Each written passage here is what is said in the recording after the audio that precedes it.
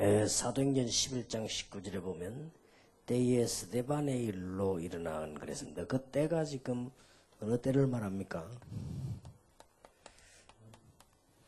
그 여러 가지가 들어있겠죠.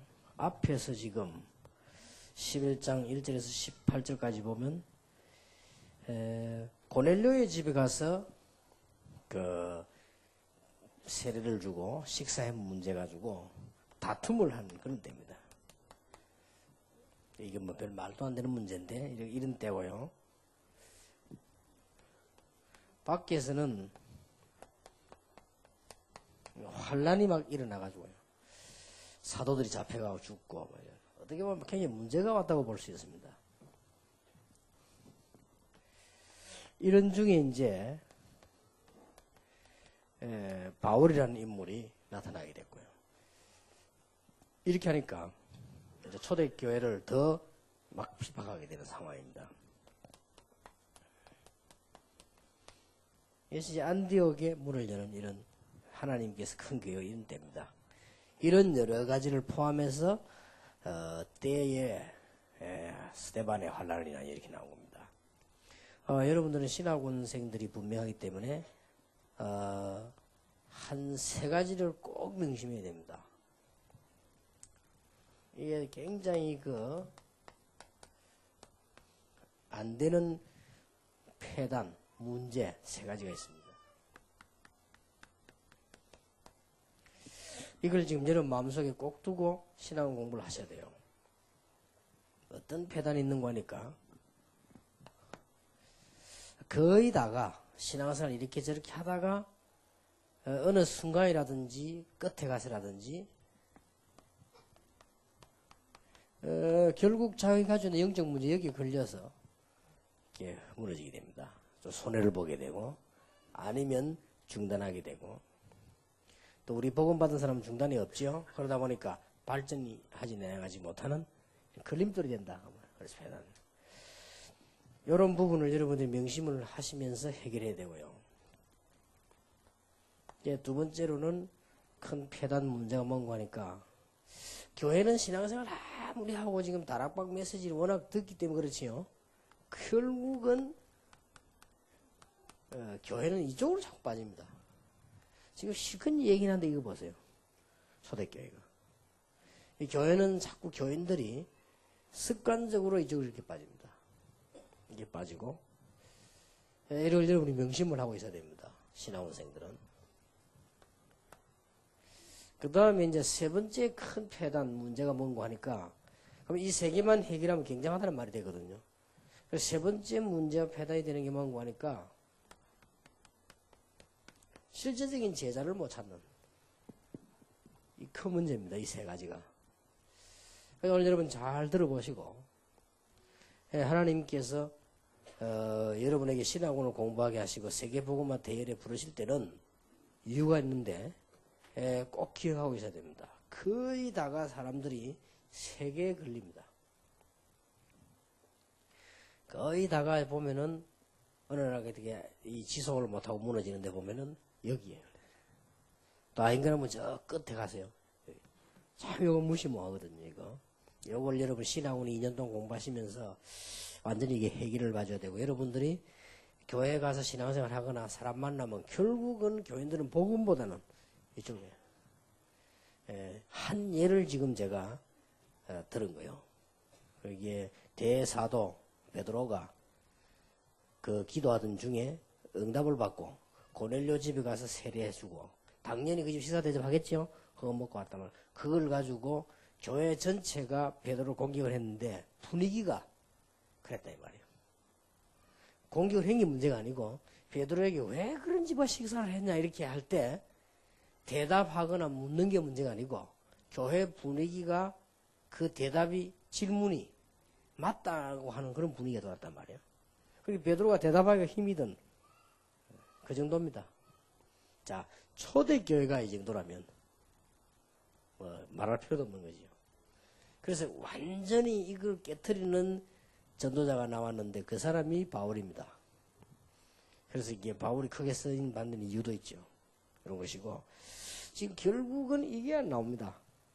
그래서 여러분 요 세 개만 명심하시고 2년 동안 신앙 공부하신다고 할 때 제가 보기로는 세상에서 어떤 돈을 주고도 받을 수 없는 응답을 받을 수 있을 것이다. 저는 그렇게 봅니다. 여러분도 그렇게 생각할 겁니다. 그러면 여기에 대한 얘기를 조금 오늘 하겠습니다.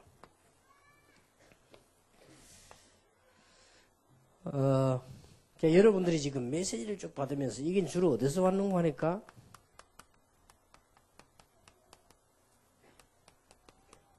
이래 왔 겁니다.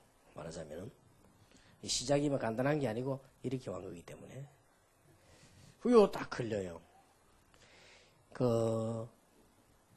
쉬운 예를 한번 들어보자면 제가 다락방에 또 전도 운동을 하고 있는데 아주 괜찮은 부부가 이 운동에 참여를 했어요. 보는 순간 딱 제가 볼 때는 상당히 괜찮은 일꾼들이다. 이렇게 느껴질 정도입니다. 근데 보니까 자꾸 이렇게 뭐 어떤 특징이 있는 거 하니까 교회를 섬기지를 못해요. 교회를 섬기지 못하고 이렇게 지나는데 왜 우리가 사명이 불타고 전도하기 전에 이제 옮기는 거 말고 섬기지를 못해요. 그런 거 있잖아요. 왜요? 예를 든다면 내가 구역을 맡아야 되겠다. 이렇게 되지만 열심히 하는 거예요. 목사님이 구역 맡아라 이렇게 하면 잘 못하는 거예요. 그 이상한 체질이죠. 왜 자꾸 목사님 나보고 그렇게 하냐. 내가 이런 말은 안 하는데 그런 체질이에요. 그리고 이제 본인이 가다가 내가 전도하러 나가야 되겠다 잘하는 거예요. 잘하는 건데 교회에서 어떻게 전도팀이 구성해 나가면 못하는 거예요. 안 하고요. 그는 간단한 얘기가 아닙니다. 이제 어릴 때부터 이제 가정에 어떤 자꾸 이렇게 무너지는 거, 깨어지는 이런 것들이 연결되어 오다가 그게 된단 말이에요. 본인이 그런 걸 깨달을 수가 없죠. 제가 보기 그런 게 보이는데, 얘기해주기 힘들더라죠. 결국은 그것 때문에 무너지는 거죠. 한 예로 아주 눈에 안 보이게도 그렇다 해봐요. 그러면 눈에 보이게는 굉장히 많습니다. 이 부분을. 그래서 창세기 3장 이후로 누구나 다 있다고 봐야 돼요. 누구나 다 있다고 봤기 때문에 여러분들이 신학원 공부하면서 이 부분을 발견하는 것이 굉장히 중요합니다. 발견하는 것이 굉장히 중요하고 이게 지금 발견만 하지 말고 이쪽 부분에요. 완전히 갱신을 해야 됩니다. 여러분의 사명입니다. 여러분이 가문 살리고 가정 살리고 여러분이 전도할 수 있는 사명입니다. 생각 외로 이 부분이 있어요. 그래서 이게 조금 마음을 크게 먹지 않으면 안 되거든요. 또 좀 이 부분에 마음을 강하게 먹지 않으면 안 됩니다. 그 이유는 앞으로 점점 시간이 갈수록 이런 사람이 많이 생기고요. 또 시간이 갈수록 이 사람이 갈 데가 없습니다. 그러니까 여러분의 교회로 많이 올 겁니다. 전도 안 해도. 많이 오기 때문에 그리고 더더욱이나 여러분들 이 부분에 딱 대줘야 돼요. 그래서 저로 말할 것 같으면요. 저는 이 부분에 어떻게 발견되지는 거 하니까 우리 집안이 보니까 굉장히 이게 우상숭배하고요. 집안들이 쭉 보면 다 그렇지만은 특히 제가 볼 때는 큰 정신질환자 있거나 이런 건 없고 이상한 사람 이런 건 없는데 주로 보니까 우상숭배하고 가난하고 이 사람들이 뭔가 좀 이렇게 무능하고 이런 쪽에 많은 게 있더라고요. 근데 참 신기한 일은요. 예수를 똑같이 믿어도 이런 그 부분을 모르는 사람들은 예수 믿는 사람들 그대로 또 따라가더라고요. 참 이게 설명하기 힘들어요. 그래서 보면 참 안타깝다. 신학원에서 선교사 훈련에서 우리 다락방에서 훈련받는 중에 제일로 받아야 될 부분이 이 부분이다. 그래서 여러분이 지금부터만 명심만 마음만 먹고 기도하고 시작만 해도 됩니다. 저는 여기에 대한 반대글을 공부를 많이 해요. 이게 참 이게 무시 못해요, 이게. 그래서 여러분들이 신학원 공부하는 중에 2년이라고 하는 세월, 혹은 또 1년 남은 사람도 있지만은, 또 여러분이 선교사 훈련을 가서 공부하는 동안에, 제가 보기로는 신학원 선교사 훈련을 다 하면서 이런 부분들을 뽑아내야 된다. 한번 꼭 명심해 보시기 바랍니다. 하고요. 이 지금 율법이라는 이것도 설명하기가 좀 그렇습니다.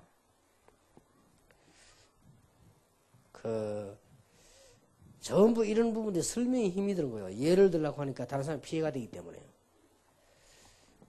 제가 이 설명을 좀 진하게 했더니 갑자기 우리 친척인데 제게 전화가 왔더라고요. 전화가 와서 목사님이 내 얘기를 할 수 있냐 이게. 맞다. 미안하다. 그요. 예수 잘 믿는데도 꼭 보면 부모 때부터 영적 욕을 지고 있는 거예요. 있으면서 심각해지는 거예요. 그래서 내가 이 메시지로 얘기를 했더니 본인은 기분 나쁘잖아요. 그래서 전화해가지고 그래도 강단에서 말이지. 그래서 전 세계 다 등어서 나를 그렇게 할 수 있나 이거지. 이름 들지도 않았는데도 자기 이제 눈치를 채우고 벌써. 이게 참 정말 힘들어요. 근데 또 이 얘기 하려면 또 이게 또 그렇거든요. 그래서 내가 지랄이 감히 얘기를 해보겠습니다만은 우리 다락방 멤버 가운데 미국에 목사님 한 분이 참 일도 잘하는 분이 있어요. 이게 이제 부인하고 다툼이 있어가지고 부인을 좀 심하게 때렸단 말이지. 근데 이 부인이 그 길로 보따리 사가지고 왜 목사가 사람으로 때리고 타느냐 이래가지고는 보따리 사가 나가가지고 나간 지가 벌써 10년 됐는데 심지 않아요. 그것도 같은 동네에 있어요. 이 목사님이 아무리 오라고 해도 안 오는 거예요. 미안하다고 사과를 해도 안 되고요. 그렇게 애들이 어떻게 됩니까? 애들이 양쪽을 눈치 봐서 왔다 갔다 하는 거예요. 그 애들도 이제 막 안 되겠다 할 정도로. 왜 또 남의 얘기를 꺼내가지고 하냐?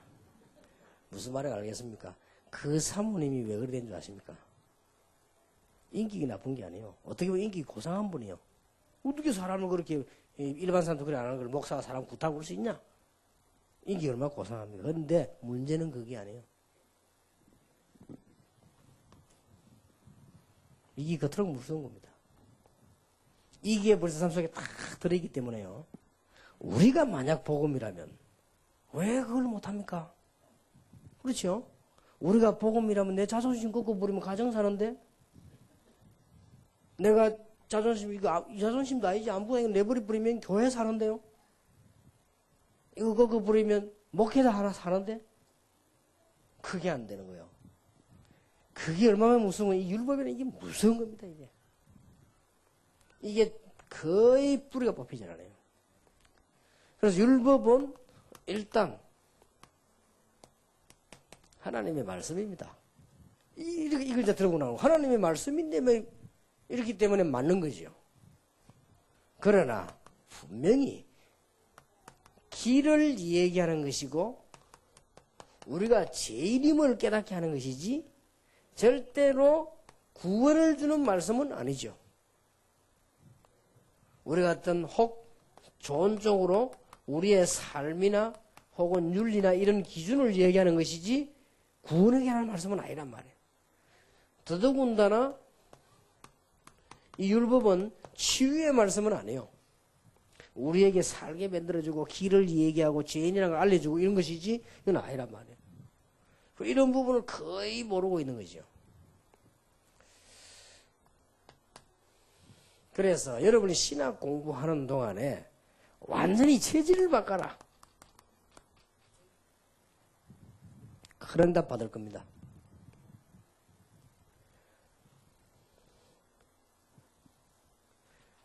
여러분이 신학원 선교사 훈련 공부할 때 그런 메시지 집중으로 나갔기 때문에 합니다. 완전히 뿌리 자체를 바꿔라.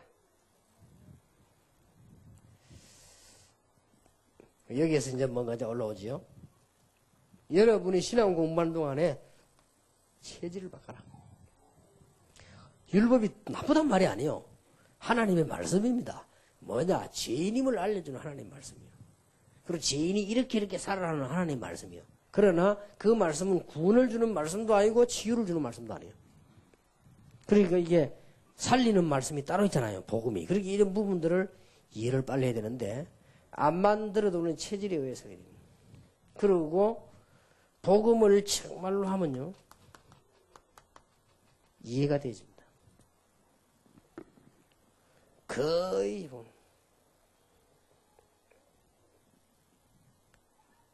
사람에 대해서 낙심할 이유가 없고요. 사람에 대해서 막 그렇게 의심할 이유도 없습니다. 복음이 돼버리면. 그 사람에 대해서 뭔가 막 낙심, 뭐 때문에 그래 됩니까?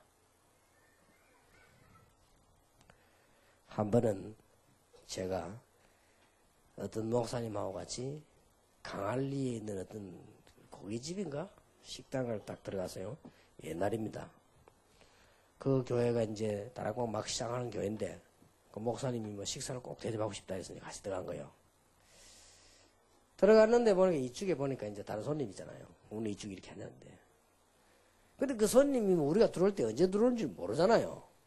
그러니까 우리가 탁 들어갔는데 이 사람들이 앉아서 식사를 하는 건데 우리가 들어오니까 뭐 이게 한 명이 막 아주 이게 당황하는 게. 그래 보니까 장로님이요. 이 장로님이 이제 우리가 들어올 줄 몰랐지. 식사하는데. 쉽게 말하면 이제 고기하고 쉽게 말하면 이게 술판을 벌리는 거예요. 술판을 벌리는데 우리가 톡 들어오니까 그거 뭐 갑자기 치울 수 있는 문제가 아니잖아요. 그 상대방은 또 불신자인 것 같고 이 사업하는 사람이 같이 뭐 사업상 이렇게 하는 것 같은데 이 목사 둘 다 안단 말이야. 들어오니까 이 사람이 뭐 어수지 그것도 인사를 해야 될 거 아닙니까? 얼굴 보니까 아이고 목사님 뭐 우리도 가면 또 뭐 인사를 해야 될 거 사람이었으니까 아이고 오랜만입니다. 한번 하면서 이렇게 쳐다봤지 이렇게 하고. 그리고 보니까 많이도 먹었어. 몇 병 있고 이렇게 좀 하는데 뭐. 이제 문제는요. 나는 이해했거든요. 나는. 왜 그걸 이해 못합니까? 나는 이해했어요. 아, 저 장모님이 저 불신자 사업과 앉았는데 아마 이 상황이 식사를 먹을 상황이 된 거예요. 근데 우리가 들어갈 줄 몰랐겠지. 근데 문제는요. 내가 같이 들어간 목사입니다. 이 사람이 아무 말하지 않더라고요. 나도 아무 말도 안 해. 자기가 아무 말도 안 하기 때문에. 이 사람이 우리 다락방 멤버인데 너의 때 이 사람이 그걸 고발했다니까요. 입 딱 담고 있다. 이래가지고는 그 장로님이 너무 미안해가지고 제인데까지 이상하게 되고요. 그 너의 때 그걸 가지고 고발했어. 날 보고 증인 서달라고 오라고 연락 온 거겠지. 노회원에서. 아이고, 그래서 내가 고신청에서 내는데 증인 서달 연락 와. 내가 나는 그런 증인 못 한다. 그걸 당신들이 하루서 왜 내보고 부르냐. 그게요, 율법입니다. 무슨 여기 박히다. 그래 막 뒤집는 거예요, 교회를. 이래가지고 더 놀라운 사실. 알고 봤더니 이 앞에 고발하는 이 목사하고 이 장로하고는 같은 교회에 있었네. 같은 교회에 있었는데 이 장로님이 이 목사님이 전도사로 있을 때 좀 잘 해주지 못했는가 봐요. 여기에 대한 또 앙심이에요. 이게 율법입니다. 그래서 내가 참 율법 무섭구나. 우리가 복음을 이해했다면 상대방이 살인했다. 이해됩니다. 이해되죠. 살인을 잘했단 말이 아니에요. 이해가 되잖아요. 우리 부산에서 무슨 일이 벌어진 줄 압니까? 송도에서 한 사건이죠. 가족 5명을 죽였어요. 송도에서 난 사건 아닙니까? 걔가 이제 그 사람이 교도소에 갔는데 제가 그거 전달하러 간 거예요. 일부러 간 게 아니고 만나진 거예요. 나는 그 사람 보면서요. 진짜 내가 이 얘기하면서 울었어요. 초등학교 2학년 중퇴. 직업, 목욕탕 때밀이. 부모, 어릴 때 다 죽었어요. 이 집 저 집 사촌형, 친형 집 다니는데 형수, 형님으로부터 많은 박대를 받고 세상 어디 가도 쓸모가 없어요. 이 친구 사상은 최종 학벌이 초등학교 2학년밖에 못했어요. 애도 무식합니다. 순진하고 모자라고 무식합니다. 이게 이제 남의 집에 먹기 배하고 보니까 후에 들어간 거예요. 들어갔는데 사랑이 자기를 봤단 말이에요. 봤는데 평소 때 아는 사람이요. 평소 때 아는 얼굴이니까 얘가 겁이 나니까 자기를 고발하면 자기 경찰서 가야 되잖아요. 얘가 소년원에 몇 번 갔다 와가지고 굉장히 그 어려운 걸 알고 있어요. 그리고 얘가 그냥 바로 도망가면 잡힐 것 같으니까 걔를 죽인 거예요. 걔를 죽이는데 응급결에 막 그렇게. 죽이고 보니까 2층에서 과음 지르는데 가족이 4명 내라 4명 다 죽이거든요. 어마어마한 사고를 낸 거죠. 두 가지 놀라운 사실. 걔가 잡혀가래 그거는 이제 말할 필요는 없고 죄인이다 그건 말할 필요도 없는 거고 걔 둘이를 키우고 쉽게 말해 데리고 있었던 형님 형수가 하나는 안수 집사고 하나는 집사요. 이렇게 율법이라는 게 무서운 거예요. 근데 하필 내가 교도소 그때 우리 전도로 팀 간데 그 만난 거예요. 내가 거기서 같이 정보를 알았어요. 왜냐면 뉴스 나오고 상당히 크기 때문에 알고 빨간명에서 내가 이 얘기를 한 거예요. 진짜 내가 당신 이해된다. 너무 큰 사고가 나기 때문에 다른 사람은 이해할 수 없고 법은 당신을 이해할 수 없다. 그러나 하나님 당신 이해할 수 있다. 나도 이해한다. 이 친구 우리 같이 울었어요. 그래 복음 예수 영접하고요. 그 뒤에는 우리 부교육자만 내가 쭉 보냈는데 내가 갈 때마다 내 차들 안 합니까? 똑같은 복음을 전하는데요. 우리 가는 사람 다 복음 전하는데 왜 그게 그 사람 날 찾습니까? 자기를 이해했다 이게요 내가. 이게요. 율법이라는 게 무슨 다 죽입니다. 벌써 여러분이 무슨 일 딱 생길 때 상대방 약점 딱 잡고 그러고 한다면 그것도 율법이요. 그 율법의 방법이거든. 사람도 불신자도 큰 인물들은요. 절대 남의 약점 잡지 않습니다.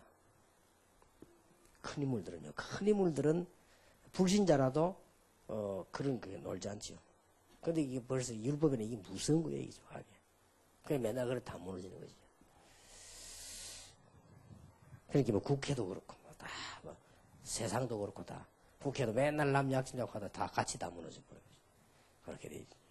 이 율법의 이 교회 이 체질 이거는 결국은 어떤 그게 나오냐면 이 부분을 여러분이 절대 체질을 바꾸고 풀이를 안 바꾸면 안 됩니다. 참 전부 이거는 너무 중요한 얘기다. 실제적인 얘기밖에 할 수 없으니까 그런 거예요. 힘이 드는 거예요. 강단에서 하기 힘이 들어요. 어떤 부부가 여학생을 제게 데리고 왔는데 막 죽을 각오를 하고 따라다니는 거예요. 날 좀 만나자. 그럼 만나보니까 여기 정신질환입니다. 딸이 미국에서 공부하다 돌았어요. 근데 문제는 그게 아닙니다. 제가 말 안 했는데 안내하는 옆에 사람들이 저 엄마가 더 문제다. 그렇습니다. 얘를요 미국에 보내놓고 어떻게 했냐. 같이 그가 옆에 방 잡아놓고 몇 시에 들어오나 몇 시에 들어가서 어떻게 하고 막 철저히 율법으로. 얘가요 눌리가 하다 돌아버린 거예요. 돌았다는 자체가 용기가 있는 거예요. 어떤 사람 돌다 내면 눌려가지고 이렇게. 이런 결과를 낳습니다. 목사님들이 여러분들이 복음을 이해 못시키고 율법이 필요 없다 이러면 그건 완전히 망하는 거지만 복음을 정말로 이해한다면요 굉장해지는 것입니다. 그리고 꼭 이거는 그냥 얘기가 아니에요. 여러분의 집안 문제와 교회 문제와 여러분 개인 문제를 정말로 해결하려면 신학원 성경에서 오는 공부를 계속 하시라면 그러기 이런 초점에 맞춘 메시지가 계속 나가는 거예요. 이 치료가 단번에 되지는 게 아닙니다. 그래서 여러분들 뿌리 자체가 바뀌어버려야 돼요. 나무가 밑에 다 다른 나무인데 그게 됩니까? 뽑아내버려 새 나무를 심어야 되는 것이죠. 그리고 이제는 제대로 체질을 바꿔야 되는 것이죠. 거의 이해를 하지 못하고 있지. 이거 무슨 말인지를 모르는 사람도 많아요. 그래서 신학원 성경서 훈련 공부하는 중에 이 두 가지에 꼭 성공하기를 바라고요. 말씀을 제대로 깨달아 버리면 복음을 제대로 깨달으면 오히려 전에보다 더 아름다운 삶을 살 수 있고 전에보다 더 능력 있는 삶을 살 수 있습니다. 세 번째입니다. 여러분 신학원 다니면서 지금부터 뭐 해야 되느냐. 제자. 나 모르고 13%를 했더니 우리 신학원생이 26% 늘었대요. 당연한 얘기예요. 그 말은 무슨 말이냐. 여러분들이 앞에서 한다. 여러분들이 제대로 사역을 했는데 26% 늘었대요. 26%를 사역한 거예요. 절대 신학원 가는 사람마다 이상하고 망하고 안 된다. 왜 갑니까? 갈수록 줄지요. 그렇죠. 여러분이 제대로 응답받는다. 오지만 해도 오는 거요. 여러분이 제대로 응답받는다. 교회 오지만 해도 오는 겁니다. 이게 중요하다고 말이에요. 그러니까 제자. 간단히 말씀을 드리겠습니다. 이 제자는 여러분들이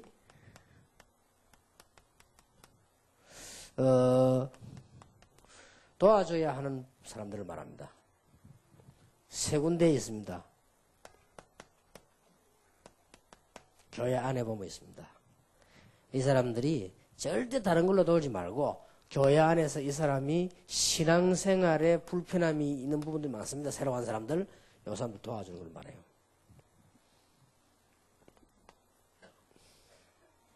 그 다음에 꼭 기억해야 됩니다. 여러분들이 이제는 새 가족이 전도돼 왔으면은 제대로 신앙을 제대로 배워야 될 거 아닙니까? 그 속에 다른 사람만은 분명히 다른 건 없습니다. 그래서 새 가족에게다가 올바른 걸 집어넣어주는 것이 승리의 관건이란 말이에요. 다른 거 더 갚으면 끄집어내야 되기 때문에 그게 시간이 걸립니다. 그거 끄집어내면 병원에 몇 번씩 입원해야 되기 때문에 못 끄집어냅니다. 그래서 이 사람들을 새 가족을 제대로 복음 전해서 신학원에 등록시켜서 이 사람들이 전도할 수 있는 이하스까지 만들어줘야 되는 거예요. 이게 여러분이 열쇠라고 말이에요. 이 사람들이 이렇게 도와줘야 되는 겁니다. 새 가족들 하는 거예요. 그 다음에 이 이상 할 필요도 없습니다. 새 가족이 신학원에 가서 전도인이 될 수 있도록 만들어주는 겁니다. 여러분이 역할을 해줘야 되는 거예요. 그런 것이고, 교회 안에 신앙이 참 도움을 받아 흔들리는 사람이 많습니다. 이런 사람들을 도와주는 일이고, 그 다음에 여러분이 이제는 현장에서 불신자를 도와주는 겁니다. 평소 때 저렇게 도와주세요. 갈 때도 여러분이 그냥 하지 말고, 예를 들어서 뭐 사과를 한 개 샀다 할지라도요, 여러분 들어가면서 수입하고 한 개만 줘도요, 그 사람 여러분 기억합니다. 그 사람들이 사과 한 개 인생이 흔들리는 사람들이 아닙니다. 여러분들을 기억한다 이 말이에요. 평소 때 자꾸 도와줘라 해요. 그래서 이게 제자 사역입니다. 이렇게 하다가 문 열리면 답답한 거죠. 이렇게 이게 간단합니다. 그러면 제대로 했다. 전도신학원은 날로 넘쳐가지고 관리가 문제가 돼야 돼요. 그게 제대로 된 겁니다. 교회 안에는 역사가 계속 일어나가지고 막 관리가 문제다. 그게 제대로 된 겁니다. 그리고 지금 우리 교회가 모여가지고 늘 걱정이, 지금 당연히 걱정이 뭔고 하니까 교회를 지어야 되는데 장소가 없다. 교인들이 지금 밖에 서서 예배드리는 사람 많다. 당연한 얘기. 그래도 그게 당연한 거요. 왜냐하면 그게 이제 활동하고 있다는 말이 되거든요. 그래서 부산에서 전도신학원 숫자 계산해보면 거의 절반이 우리 교회입니다. 그렇게 이게 뭐 말이죠? 전도되고 있다는 말 아니에요. 누가 뭐래도요, 서울서 제가 보니까 강서신학원에 보니까 한 3분의 1이 영혼교회예요. 그 말은 새 가족들이 등록하고 있다는 말이 되는 거예요. 그 전도운동이 되고 있다는 말이에요. 전화 없어도 전도운동이 돼야만 이건 되게 되는 게 있습니다. 그래서 여러분들 요래만 해도 됩니다. 이걸 딱 정신 차려서 교회 안에 신앙생활을 도움 못 받아 우왕좌왕하는 사람이 많습니다. 그러고 누가 말해주면 자꾸 불신앙 얘기해주고요. 신앙 옳게 잘하게 안 해줍니다. 실컷 해주는 게 율법 얘기해주고요. 실컷 얘기해주는 게 교회 봉사 얘기해주고, 신앙을 잘하게 하지 않습니다. 여러분들이 뭐 신앙 잘하도록 도와주란 말이에요. 그러고 여러분이 전도한 새 가족 가운데, 혹은 다 새 가족이 단회 전도해온 사람 가운데 보면 이 사람들이 복음을 바로 하는 사람이 있습니다. 이게 중요합니다. 이 사람 속에 들어간 거는 영원한 거라고 보면 돼요. 빨리 복음을 바로 신고 신학원에 가서 제대로 훈련을 받고 전도자가 되도록만 만들어주면 여러분 할 일 다 했다.